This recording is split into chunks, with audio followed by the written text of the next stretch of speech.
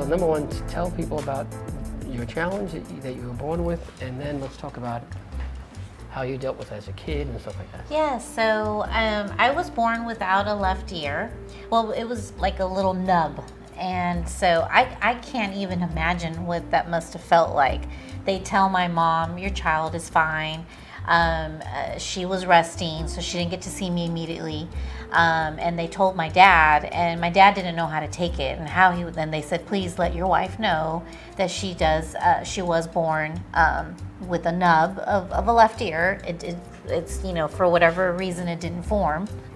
You know, my dad was in shock, and he was trying to find his words and he couldn't. And by the time he was going to tell my mom, they were bringing me in, and my mom holds me and she's looking at me and she saw my left side and she threw me. And so on the bed, of course, thank goodness I was okay, but then they had to give her an injection because she went into shock.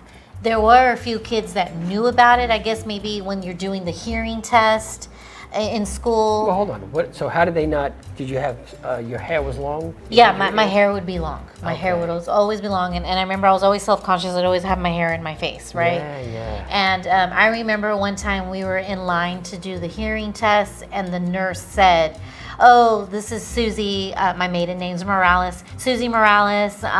She only has one ear."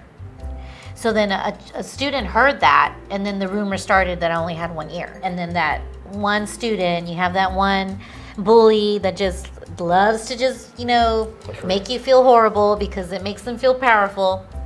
He pinned me up against the fence and lifted my hair and brought a crowd to like, look at the freak, look at this, you know. Oh my God. And these people are walking around just being so nasty to others. Yeah.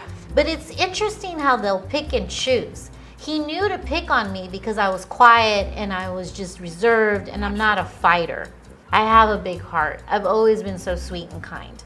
He knew who he was picking on, because I can promise you, if I was, you know, strong and I was the athletic girl and I could take him down, he wouldn't have picked on me. Yeah. He had been born in Chicago but had gone to Mexico City and then wanted to come back.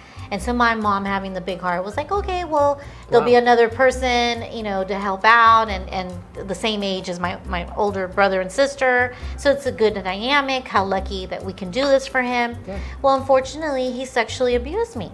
Oh, I didn't know that. Oh my God. Wow. And so this is pre-surgery, pre the major surgery.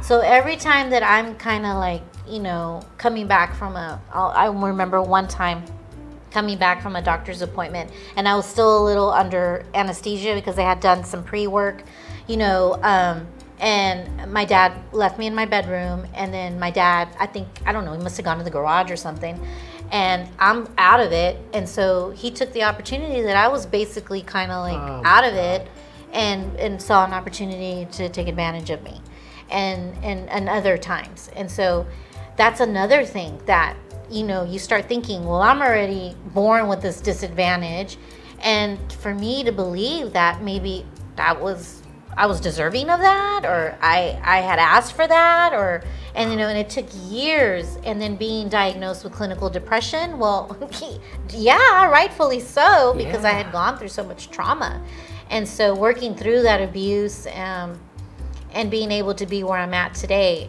And I think that's why when I work with children that are so hurt, it's that little child inside of me, my inner child, really connecting with them, because I've been there. I remember 8th grade was probably the first time that I wanted to wear my hair to the side. And what I did is she combed it this way, so my ear showed. Yeah. And it was kind of like the debut of my ear. Yeah. With my cute clip-ons, because I didn't have my ears pierced, and my nice dress, and it was nice. It was nice to be able to get to that place. It's amazing what the medical community can do, and cosmetic surgery. So my hat's off to them, because it changed my life. And what they did is they took part of my rib cage, and they used the natural bones and all skin cartilage, and they formed an ear. So this is what I have today. So I can wear my hair up, I can put on earrings. This is how old? 13, 14? I was 12 when this happened.